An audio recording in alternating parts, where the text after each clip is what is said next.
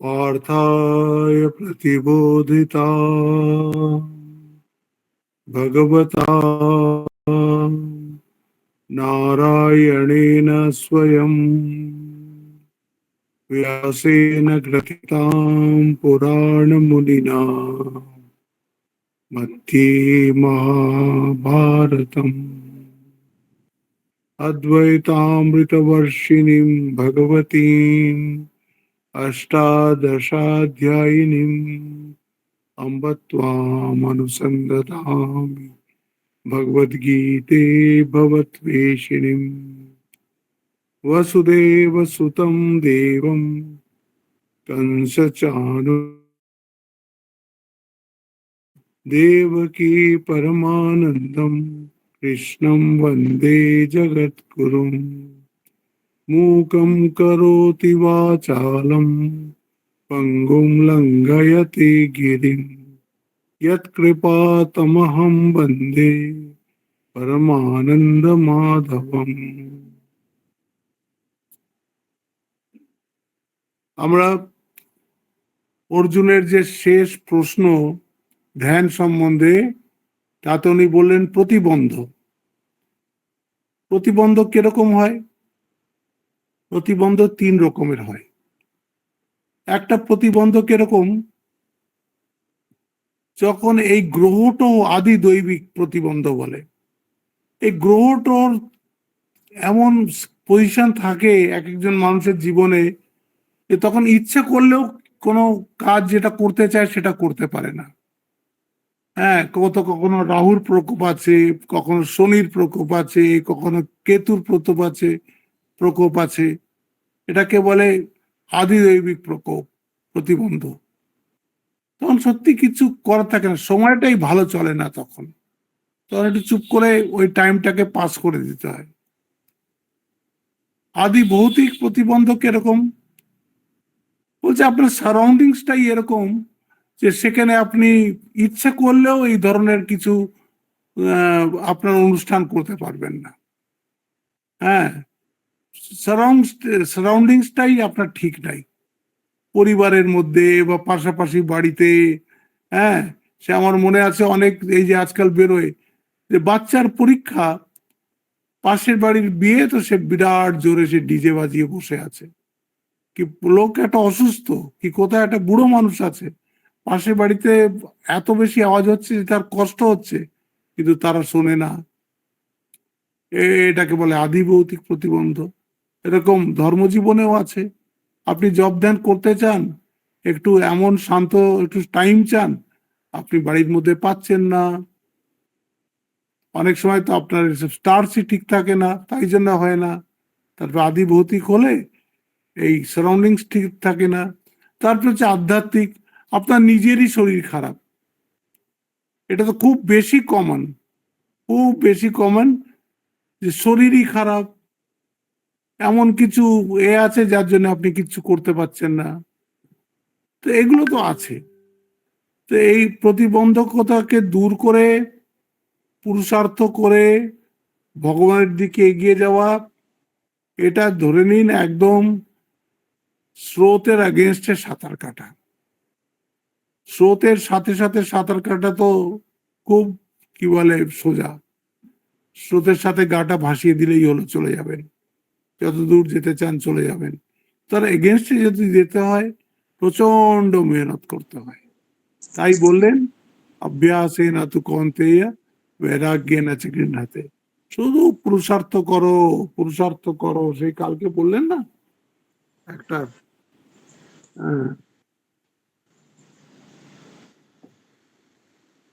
বলছে পুরুষার্থ ছাড়া কোনো জিনিস পাওয়া যায় না, পুরুষার্থ করতেই হয়।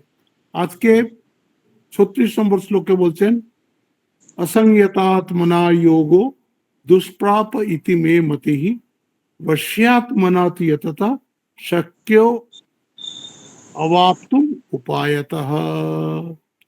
असंयतात्मना योगो दुष्प्राप इति मे मतिः वश्यात्मना तु यतता शक्यो वाप्तुम उपायतः।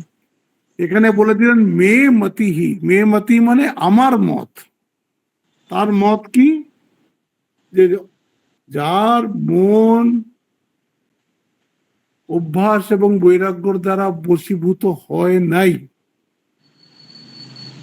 এই পুরুষ দ্বারা যোগ লাভ হয় না। ভগবান নিজের মত প্রকাশ করছেন। অ্যাকচুয়ালি এটাই কিন্তু এই অধ্যায়ের শেষ শ্লোক। যেহেতু এর পরে অর্জুন আবার একটা প্রশ্ন করে দিয়েছে, সেই জন্য আরো 6-7টা শ্লোক যাবে, কিন্তু এইখানেই কিন্তু ভগবান শেষ করছেন যে আমার মত হচ্ছে যে, আমি বলেছিলাম না অভ্যাস বৈরাগ্য ব্যায়াম তার নিরোধা, যে অভ্যাস আর বৈরাগ্য দ্বারাই মন নিগৃহীত হবে। কিন্তু বলছে যদি কারুর না হয়, তার মধ্যে যদি বিবেক এবং বৈরাগ্য না আসে ভেতর থেকে, তাহলে তার অভ্যাস এবং বৈরাগ্য ঠিক হবে না। এবং যদি তার না হয়, তাহলে তার যোগ লাভও হবে না, যোগ সংসিদ্ধিও হবে না। তারপরে বলছেন, দ্বিতীয় লাইনটায় বলছেন বশ্যাৎমনাতু যততা শক্য বাপ্তুম উপায়তঃ। বলছেন কিন্তু যাহার চিত্ত বশীভূত হইয়াছে, এইরূপ ব্যক্তি বৈরাগ্য বিশিষ্ট অভ্যাস রূপ উপায়ে পুনঃ পুনঃ যত্ন করিলে যোগ লাভে সমর্থ হন। অর্জুনের প্রশ্ন তো এইটাই ছিল, চঞ্চলমি মন কৃষ্ণ প্রমাথি বলবদৃঢ়ম তস্যাম নিগ্রহম মানে বায়ুরিব সুদুষ্করম, এটাই তো প্রশ্ন ছিল। মন তো আমি দেখছি কিছুতেই ওকে তো নিরুদ্ধ করা যাবে না, এরকম মনে হচ্ছে। তখন উনি বলেছেন আশংসায় মহাবাহ মনোদুর্নিগ্রহম চালাম। সত্যি বলেছো, এ এটা অসংশয়, তুমি যা বলছো তাতে আমি সেটাকে কাটছি না, তুমি ঠিকই বলেছো। বাট ইটস নট ইম্পসিবল, এটা ইম্পসিবল না, কোনো কাজই ইম্পসিবল না। কত আমি গল্প পড়েছি, এখন তো সব ভুলে গেছি। আগে তারা মনে করতো, এখন তো সেই অ্যাথলিটটার নামও ভুলে গেছি। আগে তারা মনে করতো যে এই 1500 মিটার, যেটাকে 1 মাইল রেস বলে, অলিম্পিকে বলছে 1500 metre it cannot be run be within 4 minutes, মানে 4 মিনিটের কমে এই রেসটাকে শেষ করাই যাবে না, কিছুতেই সম্ভব নয়। তাহলে আমার তো সেই এখন অ্যাথলিটটার নাম মনে নেই, সব ছোটবেলায় পড়েছি টড়েছি, সে করে দেখিয়ে দিল। এমন অভ্যাস করলো, এমন অভ্যাস করলো, কি সব অভ্যাস করলো, লোক পুরো দুনিয়া হতাশ হয়ে গেল। এই পাপ, এটা কি ব্যাপার, কি 4 মিনিট থেকে কমিয়ে আনলো। এরকম অলিম্পিকে খুব হয়, যেটাকে ওরা একটা বেঞ্চমার্ক মনে করে, যেরকম বব বিমানের লং জাম্প। বব বিমান আগে ছিল 27 ফিট, 28 ফিট হচ্ছে হাইয়েস্ট, এর বেশি বলছে হিউম্যান এফার্টে ওর বেশি লাফানো যায় না। লং জাম্প 27 ফিট 2 ইঞ্চি 3 ইঞ্চি এরকম লাফানো যায়। বব বিমান বলে একজন আমেরিকান লং জাম্পার এলো, সে অলিম্পিকে একটা জাম্প দিল একের 29 ফুট, 2 ফুট বাড়িয়ে দিল। লোকে অবাক হয়ে গেল যে যেটা 27 ফিটের ব্যাপারে যায় না, সেখানে কি করে অনেক তারা এয়ার পকেট খোঁজা শুরু করলো, কোন এয়ারের হাওয়ার সাহায্য পেয়েছে কিনা, পেছন থেকে হাওয়ার ধাক্কায় এরকম চলে গেছে কিনা, কিচ্ছু না, সিম্পল জাম্পে 29 ফুট চলে গেল। এখন তো কত লোকই 29 ফুট লাফিয়ে দিচ্ছে, এখন বলছে 29 ফুটের আগে 30 ফুট করাটা সম্ভব নয়। এ তো সব অ্যাথলেটিক্সে গেল। এই যে আগে আমি শুনতাম সবাই বলতো, ডাক্তারদের একটা স্থির ধারণা ছিল যে ডায়াবেটিস ক্যানট বি রিভার্সড, একবার যার ডায়াবেটিস হয়ে গেছে তার আর ডায়াবেটিস জীবনে ঠিক হবে না।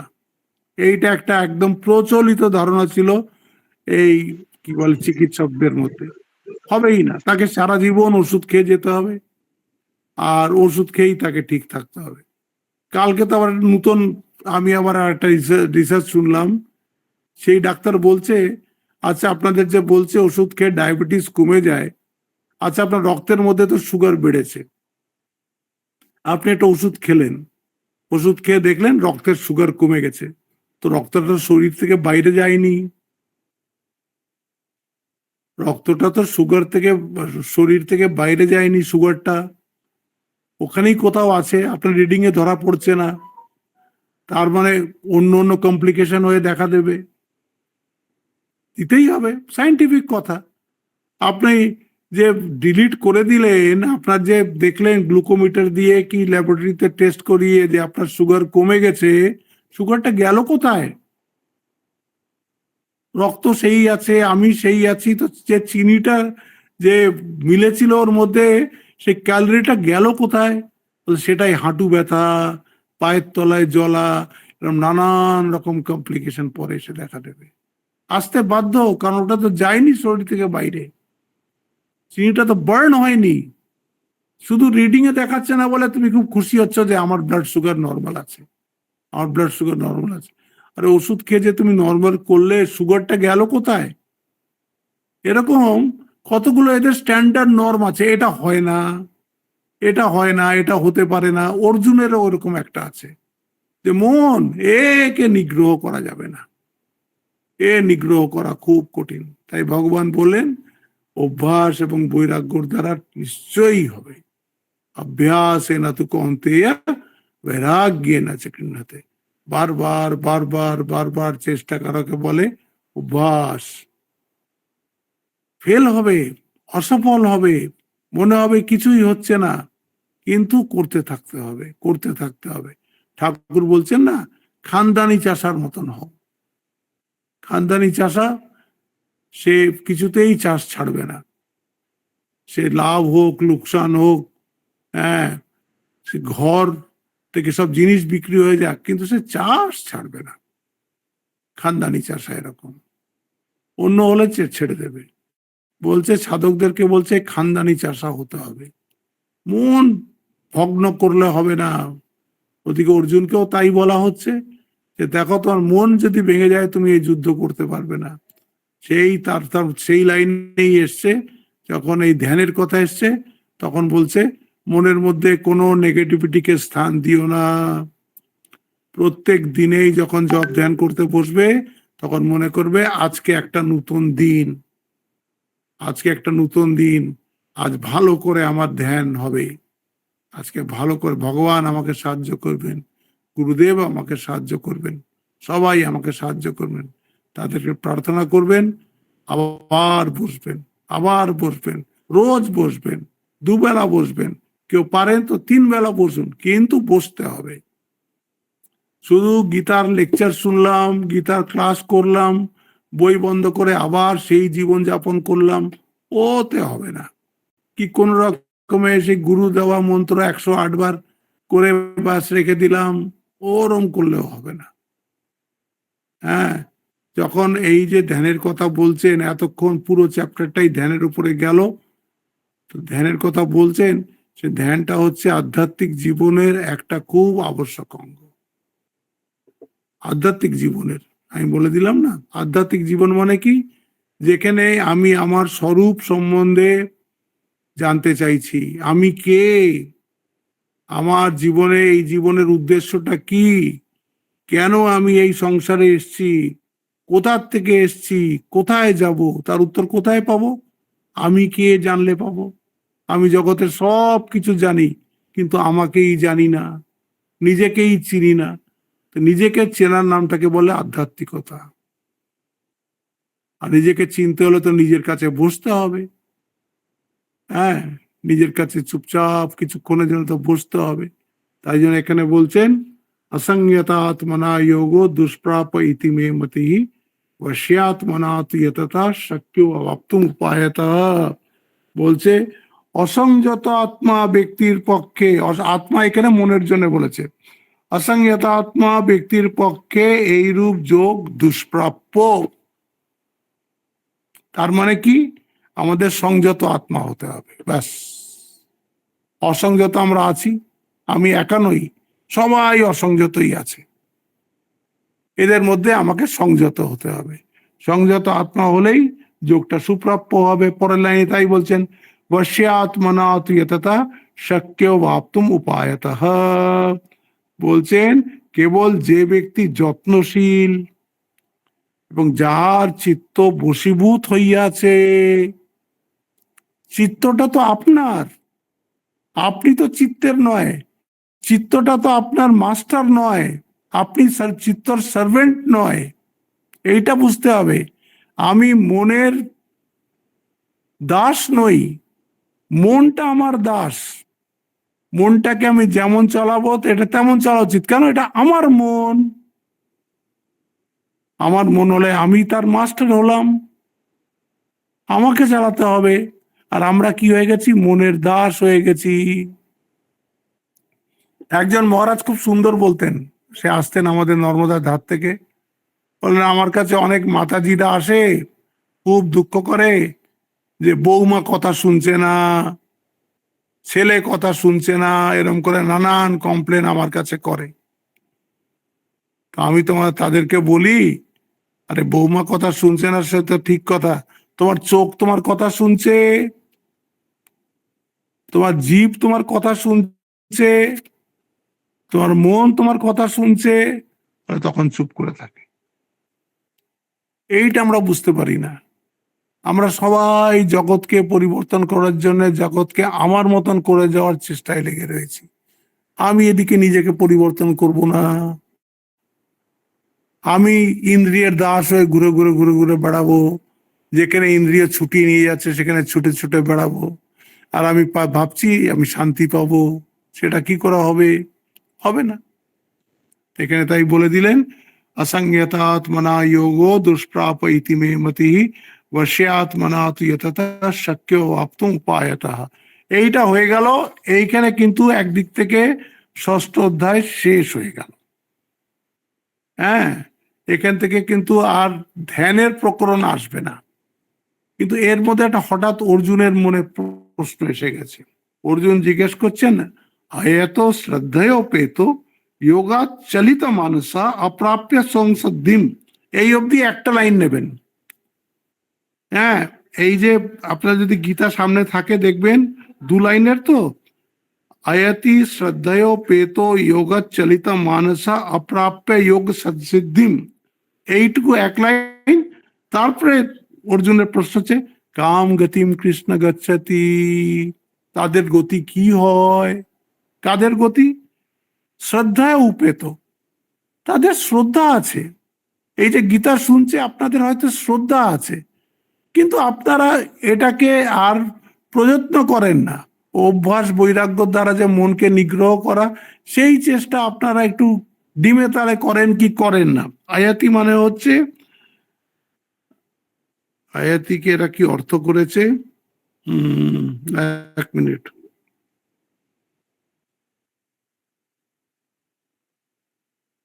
আয়াতি প্রয়ত্নহীন পুরুষ, প্রয়ত্নহীন পুরুষ। শ্রীধর স্বামী এটার করেছেন,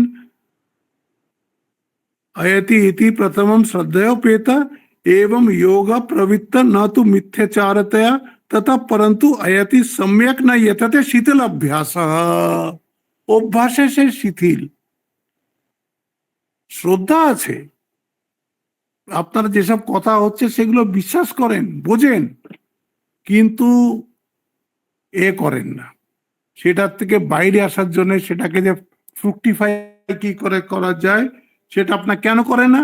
যোগা যোগা চলিত মানসহ, মনটা আপনার এদিক ওদিক চলে যায়, মনটা আপনার যোগের দিকে যায় না। যোগা চলিত মানসহ, যোগ হইতে ভ্রষ্ট চিত্ত হইয়া, এইটা হচ্ছে যোগা চলিত অপ্রাপ্য যোগ সংসিদ্ধি। এই যে যোগ সংসিদ্ধি তার হয় না, অপ্রাপ্য হয়ে যায়। হ্যাঁ, যোগ সিদ্ধি লাভ না করিয়া, হ্যাঁ, তাদের কাম গতিম কৃষ্ণ গচ্ছতি, তাদের গতি কি হয়? অর্জুনের এখন যে ভগবান যা বলছেন বলছেন তো ঠিক কথা, কিন্তু আমার তো অবস্থা এই, আমার তো মন একাগ্র টাকাগ্র কিছুই হয় না, নিরুদ্ধ হওয়া তো খুব দূরের কথা। তো আমি তো ভগবান যা বলছেন এগুলো তো বিশ্বাস তো করছি, কিন্তু আমি তো বুঝতে পারছি আমি তো ওই যোগে তো পৌঁছতে পারবো না।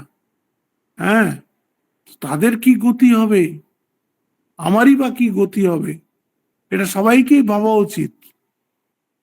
সবাইকে এই কথাটা ভাবা উচিত যে যদি আমাদের এই যোগ প্রাপ্ত না হই তাহলে আমাদের কি গতি হবে, আমাদের ঊর্ধ্বগতি হবে না ঊর্ধ্বগতি তো হবেই না, তার মানে অধোগতিই হবে, আর কি হবে বলুন? এটাই অর্জুনের প্রশ্ন।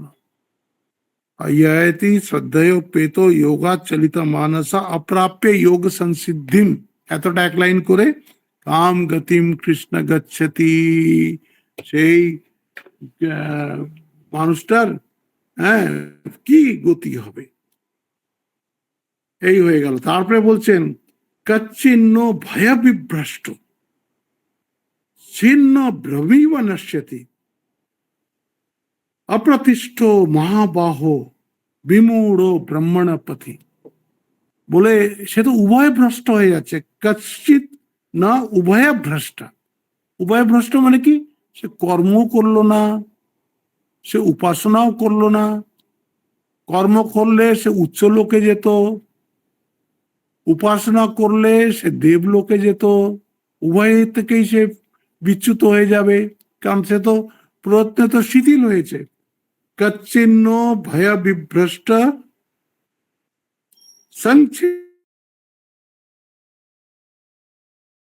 ওর থেকে সে আলাদা হয়ে গেল, অপ্রতিষ্ঠ, তার তো আর কোনো দাঁড়ানোর জায়গা থাকলো না। এখানে বলছে হে মহাবাহ, তত্ত্বজ্ঞান বিমূঢ় এবং কর্ম উপাসনা এতদ উভয় হইতেই ভ্রষ্ট ব্যক্তি। বলছে সে তো ছিন্ন ভিন্ন মেঘের মতন ছড়িয়ে গেল আকাশে, ছিন্না ব্রহ্মী বনস্যতি।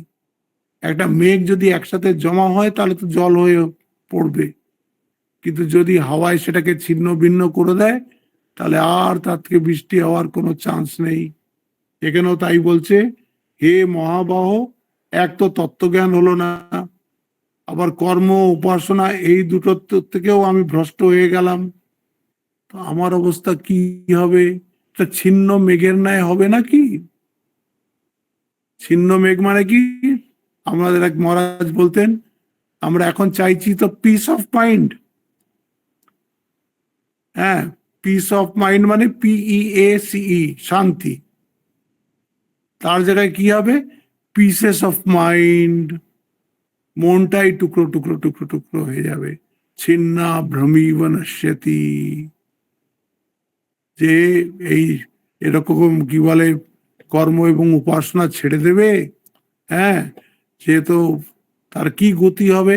আমার তো মনে হচ্ছে তার একেবারে দুর্গতি হয়ে যাবে। হ্যাঁ, বলছে ভগবান ভক্তগণের বিঘ্ন বিপদ রাশি, যে ওটা ছেড়ে দিন, ওটা মহাবাহর জন্য বলেছেন। যিনি অপ্রতিষ্ঠ অর্থাৎ পিতৃযান মার্গে গমন করছেন না, কর্ম করছেন না, আবার দেবযানেও গমন করছেন না কারণ উপাসনা করছেন না, এইরূপ কর্ম জ্ঞান এতদ উভয়েরই ফল লাভে যিনি বঞ্চিত, তিনি কি বায়ু বিতাড়িত ছিন্ন ভিন্ন ক্ষুদ্র ক্ষুদ্র মেঘখণ্ডের ন্যায় বিনষ্ট হন না? অর্জুনই জিজ্ঞেস করছে। সে তো একটা একেবারে মেঘ যেমন টুকরো টুকরো টুকরো হয়ে তাদের কোনো অস্তিত্ব থাকে না, কোথায় কোথায় কোথায় হাওয়া উড়িয়ে নিয়ে যাচ্ছে, সেখানে সেখানে নিয়ে যাচ্ছে। যেন বলছে রাডারলেস শিপ, জাহাজের মধ্যে একটা খুব বড় জাহাজ সমুদ্রের মধ্যে, কিন্তু তার যেটা দিক দেখায় সেই রাডার কি কম্পাস যেটাকে বলে, যেটাকে উত্তর দেখালে ওরা অন্য দিশাগুলো ম্যাপে নিচে দেখতে পায় যে আমাকে দক্ষিণে যেতে হবে, আমার এই দিকে যেতে হবে। ওই সমুদ্রের মধ্যে তো চতুর্দিকে জল, ওরা দিক বুঝবে কি করে? ওই কম্পাসটা ওদেরকে দিক বুঝিয়ে দেয়। কম্পাসটা বলে এই দেখো তুমি নর্থে আছো, তোমার কিন্তু যেটা গন্তব্য সেটা ইস্টে, তোমাকে আস্তে আস্তে আস্তে আস্তে এই বাঁ দিকে জাহাজটাকে ঘোরাতে হবে। হ্যাঁ, যেরকম আমরা জিপিএস লাগাই না, কোথাও যেতে হলে গাড়িতে জিপিএস লাগিয়ে দিই, জিপিএস আমাদের ঠিক জায়গা দিয়ে একদম ওদের অ্যাড্রেসের সামনে গিয়ে দাঁড় করিয়ে দেবে।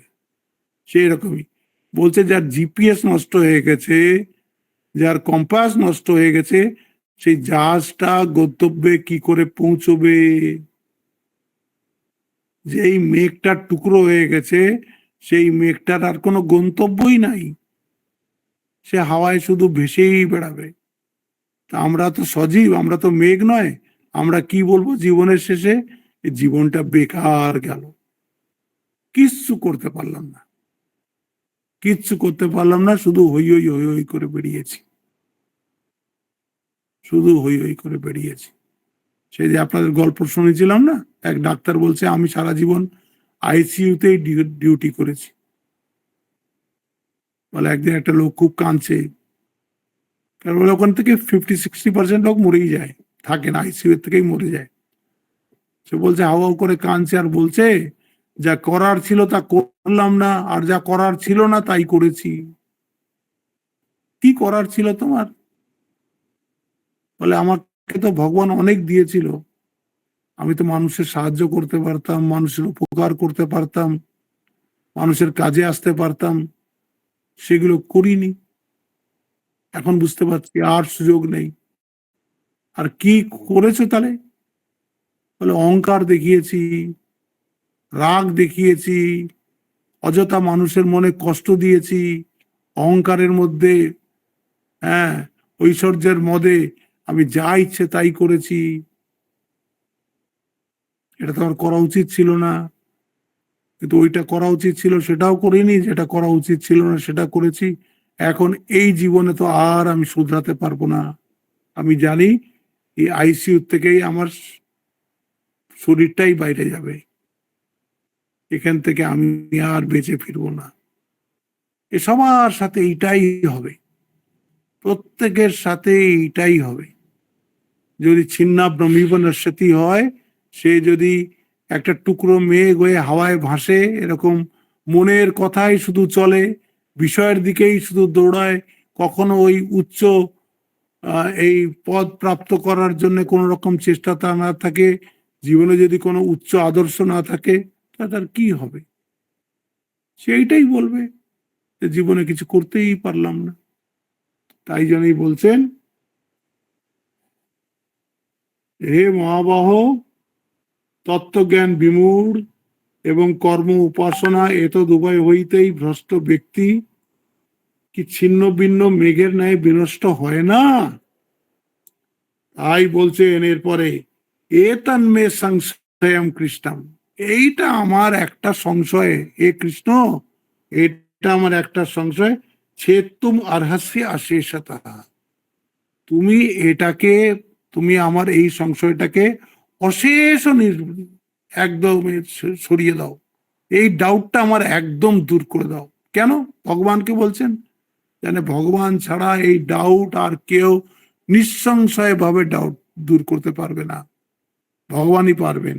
এ তন্মে সংশয়ম কৃষ্ণম ছেত্তুম অর্হস্য শেষতঃ, এটাকে ছেদন কি করে করা যায় একদম অশেষ ভাবে, সেটা তুমি আমাকে জানিয়ে দাও। তদ অন্য সংশয়াস্য ছেত্তা না হয়ে উপদ্যতে, তুমি ছাড়া তো আমি আর কাউকে দেখি না যে আমার এই সংশয়টাকে দূর করতে পারে।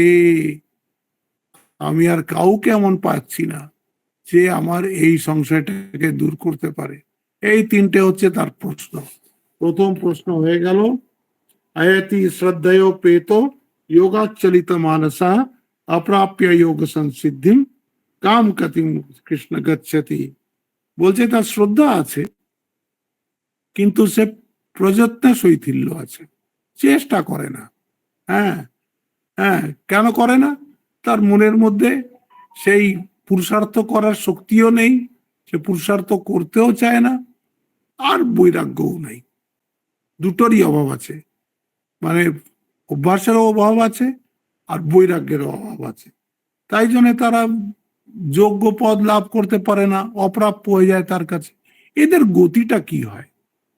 তারপরে বললো কচ্ছিন্ন ভয় বিভ্রষ্ট ছিন্ন ভ্রমিব নিশ্চিতি অপ্রতিষ্ঠ মহাবাহ ব্রহ্মণ বিমূঢ় ব্রহ্মণা পথি।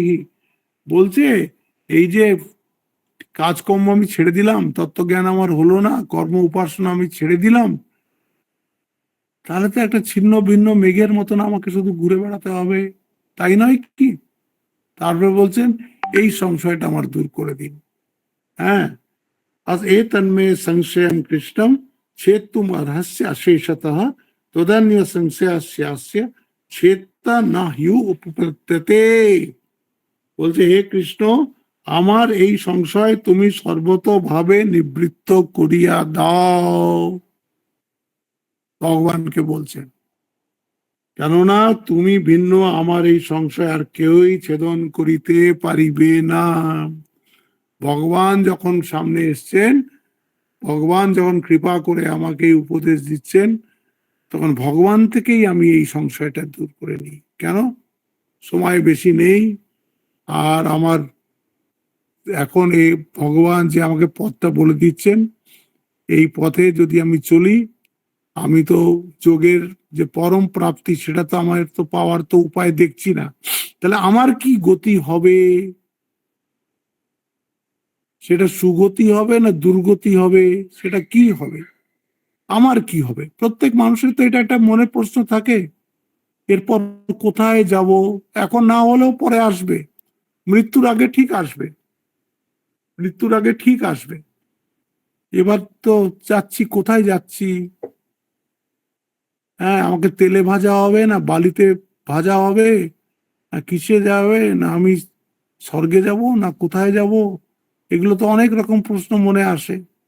তখন কি হয়, মনে সমস্ত আপনি যা কিছু এই জীবনে করেছেন সব একেবারে সামনে দিয়ে রিলের মতন 1 সেকেন্ডে বেরিয়ে যাবে। সমস্ত কর্মটা আপনার চোখের সামনে দিয়ে এক শট শট শট শট করে বেরিয়ে যাবে। এত তাড়াতাড়ি যে কি করে আপনার পুরো জীবনের ছবি যায়, এও একটা ভগবানের চমৎকারই। পুরো জীবনটা আপনার সামনে দিয়ে তখন বেরিয়ে যাবে। তখন আপনি জানতে পারবেন সেখানে শুয়ে শুয়েই কি ভালো কাজ করেছেন, কি মন্দ কাজ করেছেন, সব আপনার চোখের সামনে দিয়ে চলে যাবে। আর যদি আপনার কি বলে মন্দ কাজের মাত্রাটা বেশি হয়, তাহলে ওই রকমই গতি হবে। ভালো কাজের যদি মাত্রাটা বেশি হয়, ওরকমই হবে। তো এইরকম সব সামনে দিয়ে যাবেই ঠিক। কার যাবে না? যার ব্রহ্মজ্ঞান লাভ হয়ে গেছে, যে জেনে গেছে আমি আত্মা, তার সামনে দিয়ে যাবে না। কিন্তু যারা জীবাত্মা, সে জীবাত্মা কেন? সে মনের মধ্যে আমি আছে তার, বুদ্ধির মধ্যে আমি আছে তার, প্রাণের মধ্যে আমি আছে তার। তো আমি যেখানেই আছে সেখানে তুমি কর্তা ভোক্তা, সেখানে তোমার কর্মও আছে, তোমার ভোগও আছে, তখন স্মৃতিও আছে। স্মৃতিতে তখন সব এসে যাবে, জীবাত্মার সব আসবে।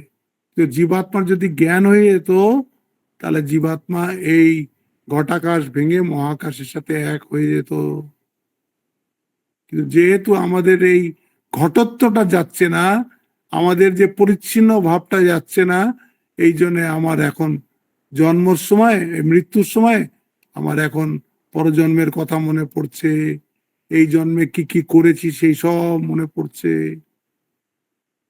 এই জন্য বলছেন एतन्मे संशयम कृष्णम छेत्तुम अर्हस्य शेषतः त्वदन्य संशयस्यास्य चेतना युपद्यते। বলছেন হে কৃষ্ণ, আমার এই সংশয় তুমি সর্বতোভাবে নিবৃত্ত করিয়া দাও। আমার কি গতি হবে? বা একটা মানুষ যে শ্রদ্ধা আছে কিন্তু সেরকম প্রযত্ন করেনি, হ্যাঁ, সে সেরকম কর্ম এবং উপাসনা করেনি, তত্ত্বজ্ঞানও তার হয়নি, তার কি গতি হবে সেটা তুমি আমাকে বলে দাও। এইটা হচ্ছে, এরপরেই কৃষ্ণ বলা শুরু করবেন। তার লাস্ট উত্তর এই 3টে প্রশ্নের উপরে দাঁড়িয়ে আছে। এইটা 40 নম্বর শ্লোকটা ভারী সুন্দর, এটাকে খুব কোট করে সব আমাদের সাধুরা। এই সেকেন্ড লাইনটা, নহি কল্যাণ কৃত কশ্চিৎ দুর্গতিম তাত গচ্ছতি, এটা খুব কোট হয়।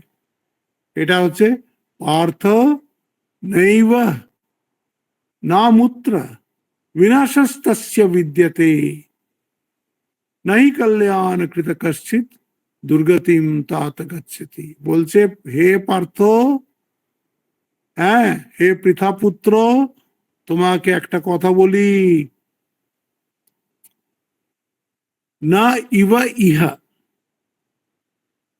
তার এইখানে মানে এইখানে বা স্বর্গ বলে কিছু থাকে যদি, বা অন্য লোক বলে যদি কিছু থাকে, না অমুত্রা, এই দু জায়গায় উনি বিনষ্ট হন না। হে পার্থ, যোগভ্রষ্ট ব্যক্তি ইহলোকে বা পরলোকে বিনষ্ট হন না। কেন? নাহি কল্যাণ কৃত কশ্চিৎ। বলছে যারা শুভ কর্ম সবসময় অনুষ্ঠান করেছে, যারা জীবনে সবসময় শুভ কর্ম অনুষ্ঠান করেছে, সেই ব্যক্তির দুর্গতি হয় না। দেখছেন কেন শুভ কর্ম করা উচিত? এবার বুঝতে পারছেন কেন ভালো মানুষ হওয়া উচিত, কেন আমাদের গুরুজনরা বলে ভালো মানুষ হও, ভালো মানুষ হও। ভালো মানুষ মানে কি? ভালো মন হবে, ভালো মন হলেই কি হবে?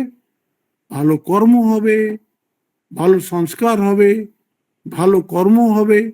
ভালো কর্ম মানে কি? শুভ কর্ম হবে, আর শুভ কর্মের ফল শুভ, শুভ কর্মের ফল শুভ, মন্দের মন্দ ফল, এ নিয়ম রোধে নাহি কারো বল।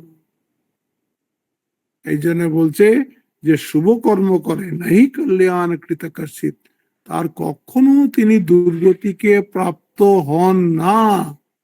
তিনি কোনোদিন দুর্গতিগ্রস্ত হন না, এই লোকেও হন না আর পরলোকেও হন না। অনেক সময় মনে হয় যে এ তো সব ভালো কাজই করতো, হ্যাঁ, কিন্তু এর সাথে এরকম হচ্ছে কেন?